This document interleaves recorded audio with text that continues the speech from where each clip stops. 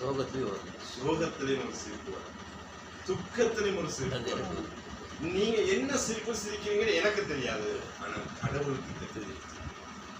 என் பிள்ளை இந்த நிலைமையில என்ன சிரிப்பு சிரித்தா, அவ எனக்கு முன்னுக்கு நான் சந்தோஷமா இருக்கிறேன்னு சிரிச்சாரா, தன்னுடைய உள்ளத்தில் இருக்கிற வேதனைய நிமித்தம் சிரிச்சாருங்கிறது நான் பார்க்கல. நான் முகத்தை பார்க்கிறேன், ஆனா கடவுள் உள்ளத்தை பார்க்கிறேன். සිංහලෙන් නේද? ළමයි කිව්වේ hina එන්නේ සන්තෝෂෙන් ඉච්ඡිත විතරද hina එන්නේ? hinaවක් වෙන්නේ කටේ නෑ. එහෙනම් දුකටත් hinaවක් එනවනේ. දුකටත් hinaවක් එනවා. දැන් ඕවරන්ස් මම සන්තෝෂෙන් එක අධිකල hina උනේ මම දැක්ක සන්තෝෂෙන් ඉන්නවා කියලා තමයි. හැබැයි දෙවියන් වහන්සේ විතරයි දන්නේ ඕගොල්ලන් සන්තෝෂෙන් hina වුණාද දුකින් hina වුණාද? ඇත්තද බොරුද? අයි මම ඕගොල්ලන්ගේ මූණ බලනවා, ඇඟ බලනවා. හැබැයි දෙවියන් වහන්සේ ඕගොල්ලන්ගේ මොනවද කියලා බලන්නේ? හිත බලනවා. ආමේන්. ආමේன். கடவுள் என்ன பார்க்கறாரு?